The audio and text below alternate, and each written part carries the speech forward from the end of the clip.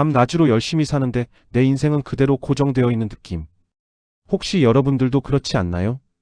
그거 여러분들의 문제가 아니었습니다. 지식의 흐름 시작합니다.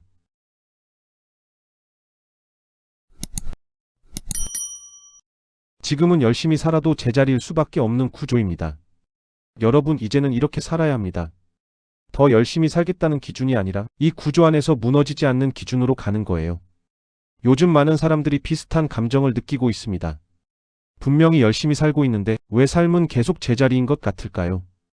아무리 애써도 앞으로 가는 느낌은 없고 오히려 뒤처지고 있는 것 같다는 감각입니다. 하지만 이건 의지가 약해서도 아니고 노력이 부족해서도 아닙니다. 판이 바뀌었기 때문이에요.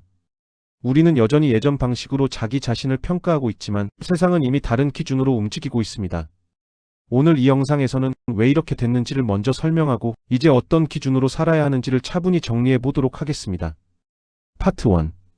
왜 돈을 벌어도 숨만 쉬는 느낌일까? 그래서 먼저 우리가 어디에 서 있는지부터 확인해 봐야 합니다. 왜 돈을 벌고 있는데도 계속 제자리에 있는 느낌이 드는 걸까요? 많은 사람들이 이걸 이렇게 표현합니다. 사는 게 그냥 유지되는 느낌이다. 이 표현은 굉장히 정확합니다. 요즘 돈은 삶을 앞으로 밀어주는 역할을 거의 하지 않습니다. 그냥 버티게만 해주는 거예요. 월급이 들어오면 무언가를 시작하기보다는 이미 정해진 것들을 처리하는 데 먼저 쓰입니다. 월세, 대출이자, 카드값, 보험료 같은 것들입니다.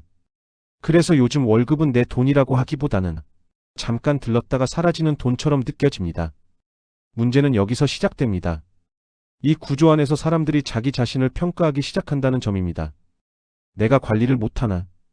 내가 더 열심히 해야 하나? 하지만 이건 개인의 문제가 아닙니다. 지금 경제는 더 빨리 가라고 설계된 구조가 아니라 탈락하지 말라고 설계된 구조예요.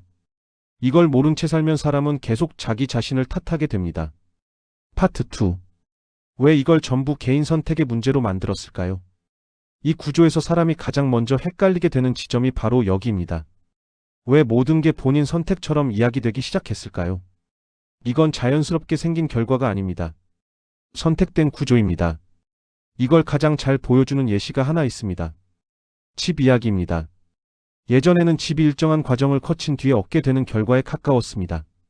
일하고 가정을 꾸리고 그 다음에 마련하는 것이었습니다.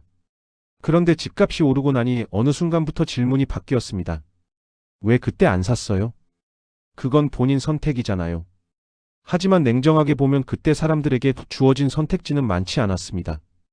빚을 크게 지고 들어가거나 아니면 영원히 기회밖에 있거나.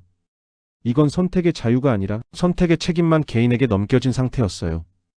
그래서 이 구조에서는 어떻게 됐는지보다 왜 그렇게 됐는지가 보이지 않게 됩니다.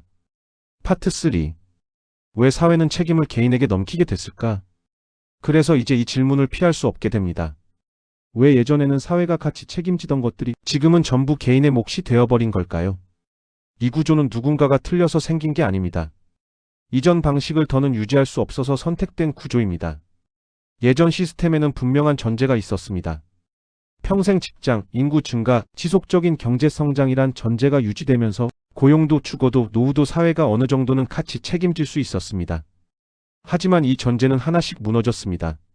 직장은 불안정해졌고 인구는 줄었으며 경제 성장도 둔해졌습니다. 이 상태에서 사회는 선택을 해야 했습니다.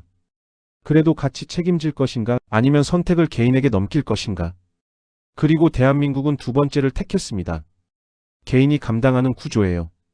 그래서 지금 사회는 돕지 않으면서도 이렇게 말할 수 있게 된 겁니다. 본인이 선택한 거잖아요. 그래서 지금 우리는 잘못 살고 있는 게 아니라 바뀐 구조 안에서 예전 기준으로 살고 있을 뿐입니다. 파트 4. 이제 가장 중요한 이야기입니다. 이 구조에서 중요한 건 더 빨리 가는 방법이 아닙니다. 무너지지 않는 기준을 가지는 거예요. 전문가들은 이 기준을 3가지로 정리합니다.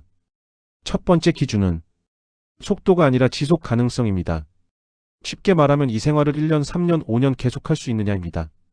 지금 구조에서는 한 번에 크게 올라가는 사람보다 작게라도 오래 버티는 사람이 결국 남습니다. 그래서 질문이 바뀌어야 합니다. 나는 얼마나 빨리 가고 있나가 아니라 나는 지금 망가지지 않고 유지되고 있나. 잠을 빚지고 있는지, 건강을 갈아놓고 있는지, 관계가 다 끊어지고 있는지. 이게 늘어나고 있다면 그건 성장이 아니라 소모예요. 두 번째 기준은 남들과의 비교가 아니라 고정비와 리스크입니다. 전문가들이 공통으로 말합니다. 수입보다 구조를 먼저 봐라. 여기서 말하는 구조는 고정비입니다. 월세, 대출, 이자, 보험료처럼 내가 원하지 않아도 매달 나가는 돈입니다. 그래서 기준은 이렇게 바뀝니다. 나는 남들보다 앞섰나가 아니라 내 구조는 한번 흔들리면 얼마나 크게 무너질까. 세 번째 기준은 결과가 아니라 통제 가능한 영역입니다. 심리학에서는 이걸 통제감이라고 부릅니다. 뜻은 간단합니다. 내가 바꿀 수 있는 게 있다고 느끼는 감각. 사람은 힘들어서 무너지는 게 아니라 아무것도 통제할 수 없다고 느낄 때 무너집니다. 그래서 이 구조에서는 최소한 하나, 내가 통제할 수 있는 영역이 있어야 합니다. 내가 정하는 소비 하나, 내가 지키는 수면 하나, 내가 줄인 고정비 하나. 이게 쌓이면 사람은 쉽게 무너지지 않습니다. 마지막으로 여러분, 여기까지 들었다면 이런 생각이 들지도 모릅니다. 그래도 쉽지는 않겠구나. 맞습니다. 쉽지 않습니다. 하지만 분명한 건 하나입니다. 지금 힘든 이유는 당신이 부족해서도 잘못 살아서도 아니라는 거예요. 판이 바뀌었는데 아직도 예전 기준으로 자기 자신을 재단하고 있었기 때문이에요. 오늘 이 영상이 당장 삶을 바꾸지는 않을 겁니다. 하지만 하나는 분명히 바꿔줄 수 있습니다. 스스로를 바라보는 기준입니다.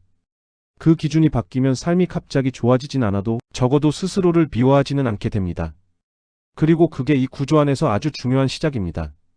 이제는 더 잘 사는 법보다 무너지지 않는 기준으로 살아가는 게 더 중요한 시대입니다. 여러분은 충분히 바꿀 수 있고 무너지지 않고 잘 버티실 수 있습니다. 시청해주셔서 감사합니다. 지금까지 지식의 흐름이었습니다. 영상이 재미있고 도움이 되셨다면 구독 부탁드립니다. 구독해주신다면 더 좋은 영상으로 보답하겠습니다.